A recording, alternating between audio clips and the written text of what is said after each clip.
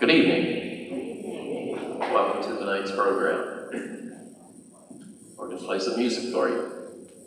I'll talk more about it later.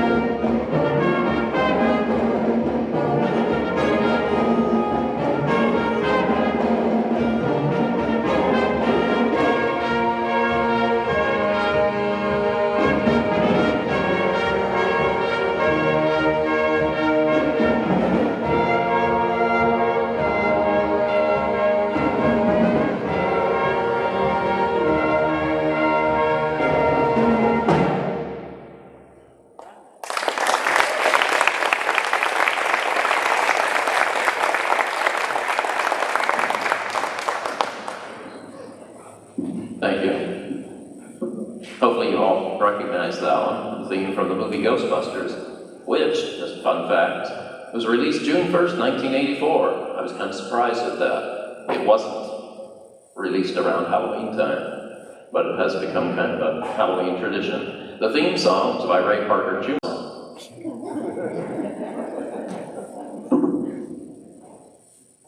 Hi, I'm Austin. I'm the co-commander of our band. I'm not really the sponsor, but that's whatever. I did want to talk about a couple things. We do have a bake sale out there. All of the baked goods were brought in by the band members and some of our parents. There is also a raffle baskets out there. All of this is being used. All the money we are collecting tonight will go towards our fundraiser as a way for us to help us pay for our trips. Georgetown usually goes every couple of years to Disney, and obviously it can be quite expensive. And any help that we can get would be greatly appreciated. And yeah. And I just want to give a shout out to Gabriella Brown, Nancy Hastings, and Ada McGinnis for decorating the hallway and getting everything ready for us tonight. And Nancy, all the makeup is done by Nancy and some by Gabriella. So thank you guys for everything.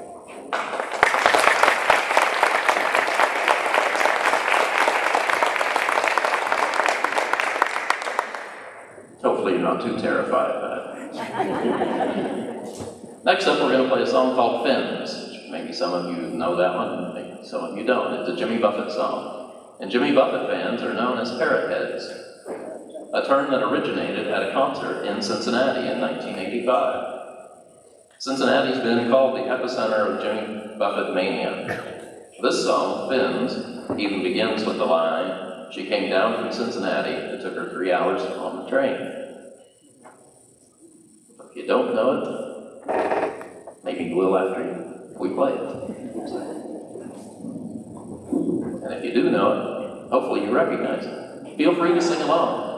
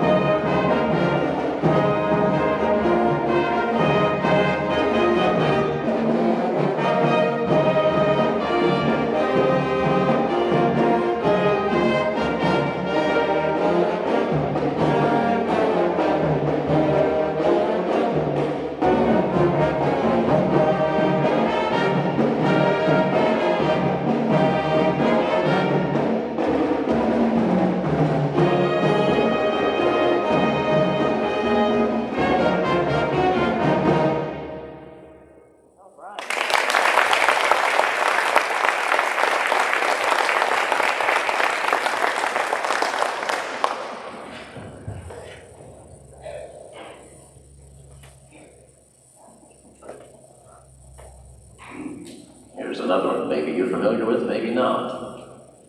A song called Frankenstein. Anybody remember? Thank you.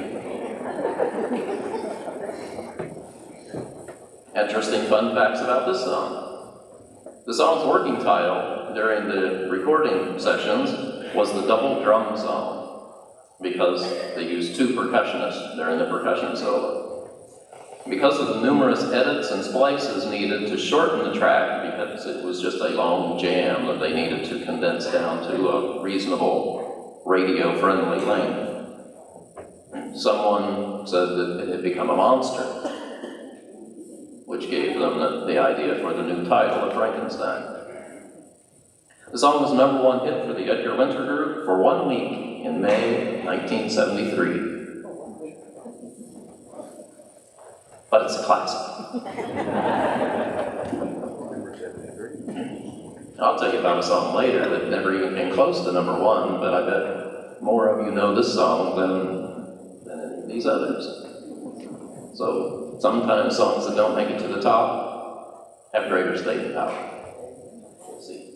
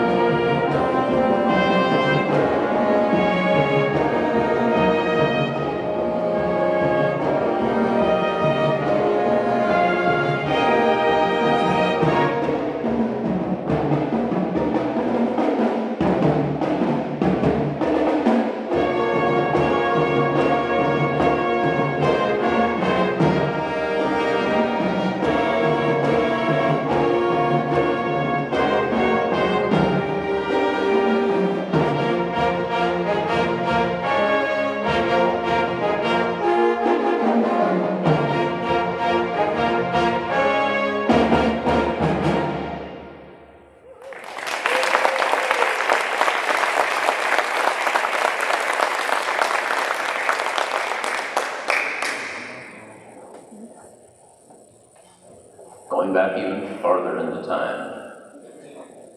This was a hit song by a group called the Zombies that reached number 2 on the charts in December of 1964. It's called She's Not There.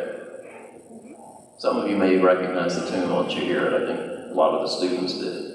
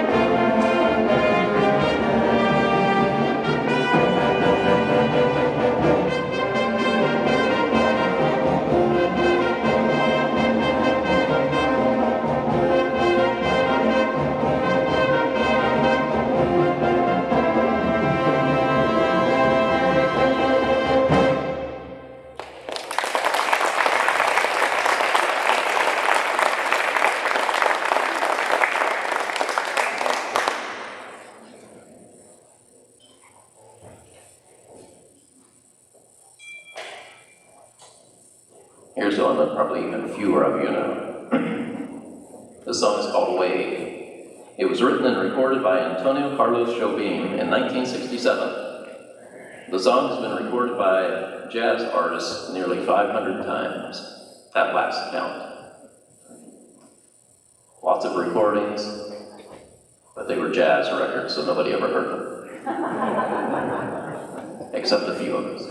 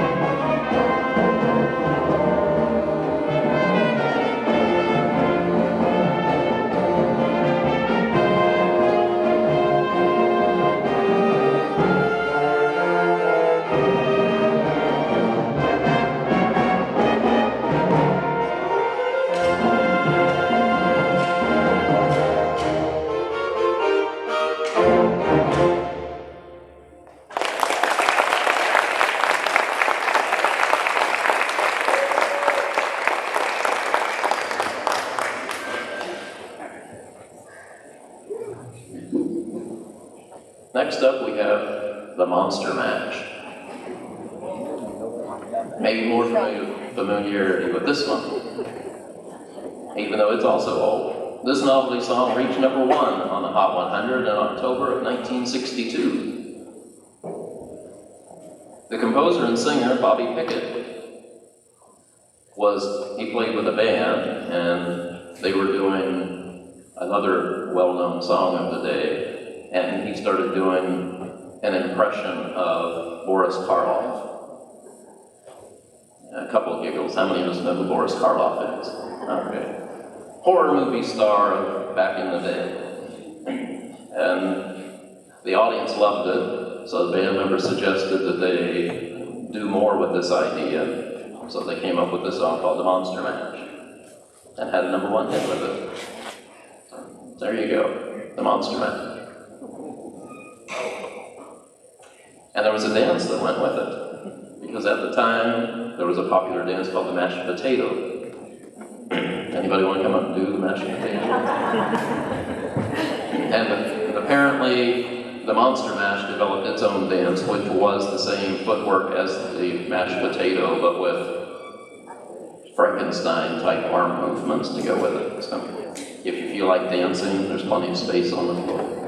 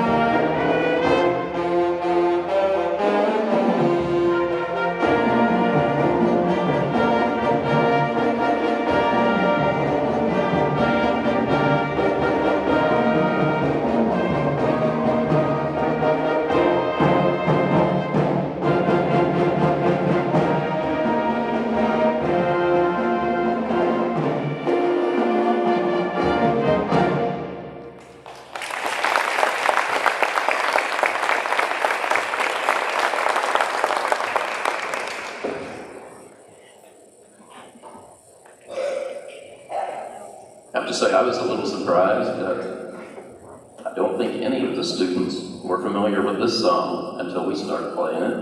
It's a tune called Hot, Hot, Hot. Some nods there. Here are some things I didn't know at first. This was originally written and recorded by an artist known as Arrow in 1982 and released as a single in 1983. David Johansen, the former lead singer for the 70s punk band, the New York Dolls. Any recognition there? No? He recorded a cover version in 1986 under the name Buster Poindexter. This version was released as a single in 1987 and is the best known version of this song, Hot, Hot, Hot.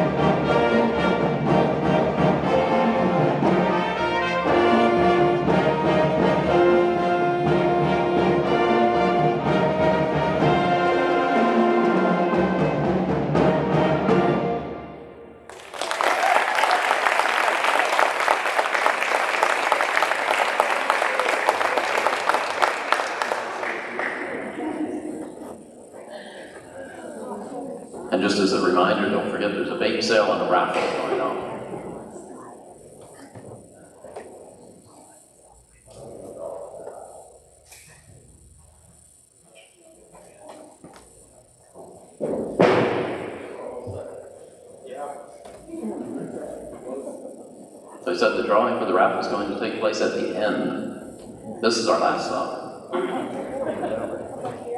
This is the one I was telling you about that didn't rise very high in the charts, but how many of you know Should I Stay or Should I Go? Well, it was recorded and released as a single in 1982. The song never made the top 40 in the US. It peaked at number 45. The song was prominently featured in the first season of the Netflix series Stranger Things, which I have not seen, but anybody? The first season, apparently it was prominent in this song. So most of you probably know the song, even though it never did better than number 45. Should I Stay or Should I Go? By The Clash, by the way.